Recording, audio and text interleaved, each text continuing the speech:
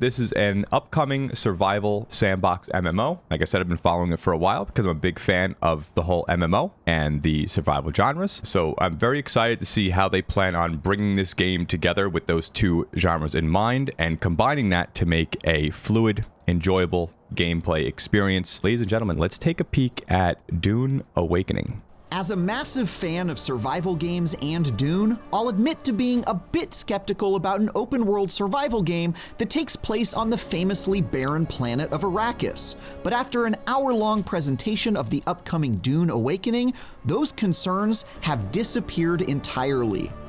Based on the hands-off showcasing of what's to come when this MMO survival game hits early access later this year, it certainly appears that developer Funcom has taken their hard-won learnings from the underrated Conan Exiles and applied it to this ambitious multiplayer world set in one of sci-fi's most beloved galaxies. Whether it was the impressively detailed character creation options, the intricate RPG systems filled with skill trees and craftables, or the absolute insanity of trying to outrun a Shai-Hulud or escape a massive sandstorm, Dune Awakening appears to be on track to become the sci-fi survival game I've always dreamt of, and I cannot wait to get my hands on it.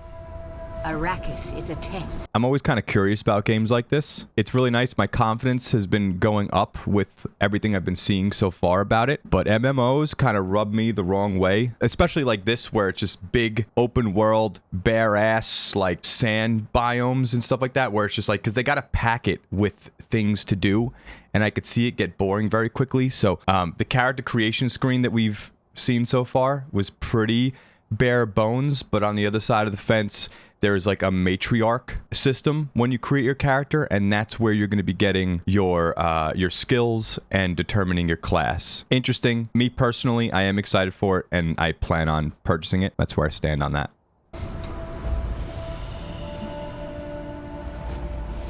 Few survive it.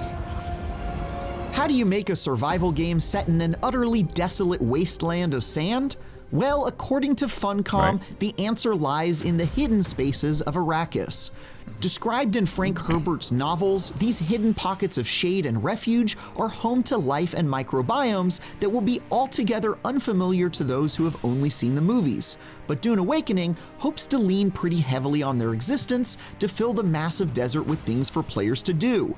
Whether that be finding a pocket of shelter to build a base in, delving into a cave. The building looks freaking awesome. My expectations are always set at this point for Enshrouded. I always go back to that with the base building. They had a huge in-depth system where you're able to even go block by block. So I don't know if they plan on having us set up entire bases here and things like that, which means it's going to be a broader building system. It seems really nice. It seems really good, and hopefully they go as in-depth as that type of game. That would be really nice. That's home to hostile creatures, or taking down remote enemy bases in search of loot and resources.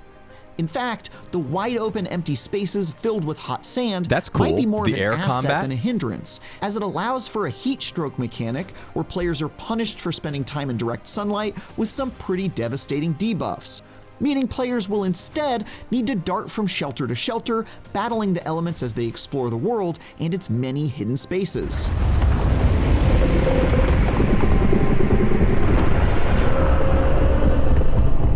Combined with the forever game of the floor is lava that is dodging sandworms of Arrakis, players will need to remain on the move constantly and develop strategies for managing their water reserves, protecting against the heat, and of course, engaging in the never-ending struggle for all importance. The character models seem decent. Their art style, I'm pretty impressed with overall. It's not extremely realistic where they have to build complete replicas of something that already exists, so that's nice. And then it's not like cartoony or fake where you're living in the Fortnite world. I think they found a really nice middle ground there, so I'm a big fan of like the characters, the models, and how clean these machines look. It's good, and it fits my aesthetic needs.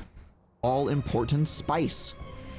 In one leg like of the more demo, rugged. Players work together to claim a massive deposit of spice while keeping an eye out for the ever-looming threat of the Shai-Hulud, drawn to their activity in the desert, only to be unexpectedly overwhelmed by a sandstorm instead, which swallowed them and their precious cargo along with them.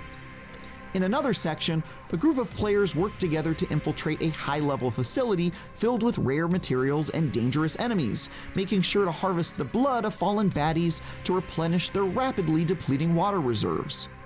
Before the demo, I had a lot of questions about how a Dune survival game would even work Yeah, it does remind me of Destiny. without becoming extremely monotonous in short order. But by the end, I found myself wondering why in the heck someone hadn't made one sooner.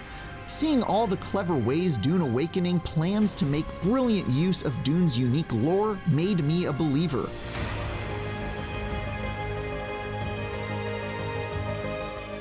Beyond the major things Dune Awakening aims to get right, the demo also included all these little details that took my hype to the next level.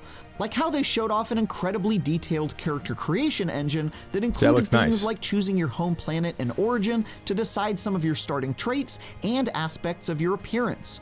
Or how the in-depth skill trees and crafting system allowed you to drastically augment your playstyle from a telekinetic mentalist with a bag of supernatural tricks to run-and-gun soldiers with a bag of high explosives. As someone who has spent a good deal of time with the Dune tabletop RPG, dreaming up the characters I'd like to portray in that universe, this looks like it'll scratch an itch I've had for decades, and I absolutely cannot wait to get my hands on it when it hits early access later this year. Arrakis is a test. Few survive it. But the humans that do awaken. For more, check out our recent preview So this game has been released to the public for people to kind of play through, and games like this, I feel like the problems really start to show like later on in the development cycle and when people actually get their hands on it and decide to actually play through the entire thing. The things that worry me the most are like the heat stroke mechanic and the maintenance systems as classic survival games have. Those can get quite tedious and very annoying. Hopefully they do it properly and balance that right. And then again, as I said before, a massive open world MMO needs to be filled with something and not bore me to death while I'm roaming a desert land. As of now, we are in the clear. And like I said, not a lot of negativity has surfaced. I will be personally purchasing this game. It looks fantastic, but we're going to have to keep an eye on this and make sure the positivity stays in the right direction. But do remember to hit that like button, subscribe, ring the notification bell, all that jazz. And I will see you in the next one. Toodles.